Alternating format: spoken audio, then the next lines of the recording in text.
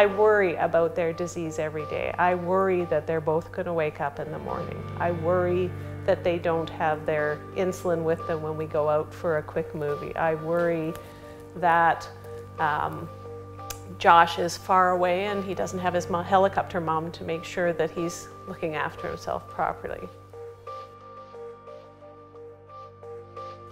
When I was diagnosed type 2 originally about 14 years ago, it was quite a shock because there's no diabetes in my family, or diagnosed diabetes in my family. I went through denial quite a bit and didn't manage it very well because, well, there's no way I'm diabetic. Well, when you're a teenager being brought up with diabetes, a lot of what you're told is that kids often think they're invincible and that kind of the repercussions of poorly managed diabetes really hits later on in life. So if there's anything, I try to internalize that and think about what it could mean for me in terms of health repercussions or problems. And then just thinking about what I can do to manage it better and to make sure that the kind of things I was warned about aren't things that will happen to me. When I was 6 years old, I was diagnosed with diabetes. My first recollection was, it's not fair.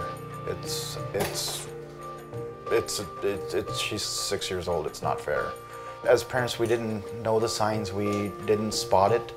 We just saw her becoming a little listless, lacking energy. She was being lethargic and losing weight. So we never in 100 years would I've thought it was diabetes. I thought it could be something else.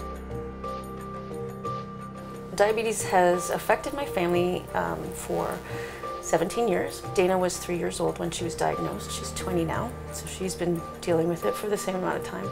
And Ross was 6, so that was a little bit later. He's had diabetes for 12 years. My kids worry sometimes that if they don't control it well enough, they'll die early. Like, they think about that. They think about dying at 50 instead of not worrying about that, which really they shouldn't be at their age.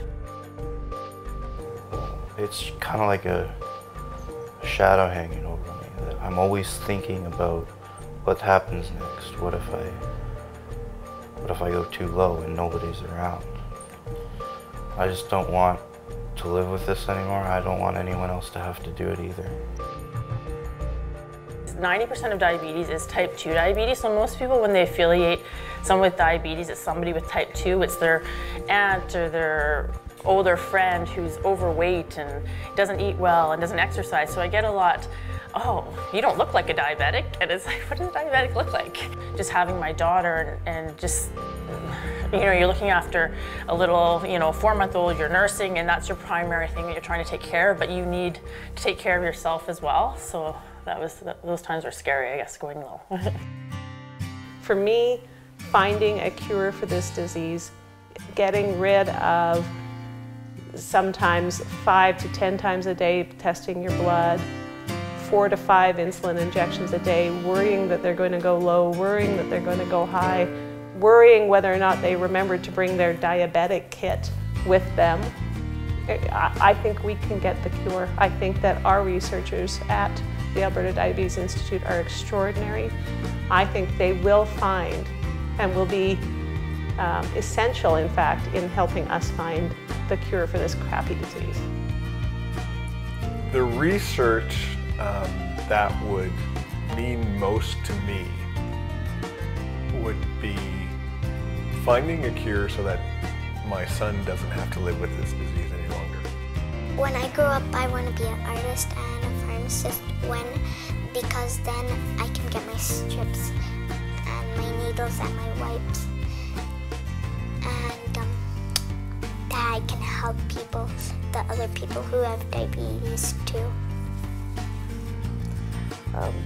Donor support is so important for any kind of research in anything, but because the ADF provides me with so much hope for our future, I feel that donors, I almost feel personally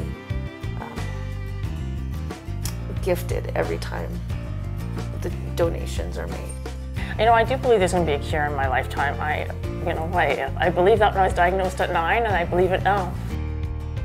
to all levels of government, anybody, please, please, please fund research. We got a good thing going. Let's find a cure, let's do it. We really want a cure. What I think about the Alberta Diabetes Foundation is it is one of the best diabetes charities that no one knows about. What you will be doing will not just be finding new strategies, you will be changing lives. Your donations will have a direct impact on my family and my life.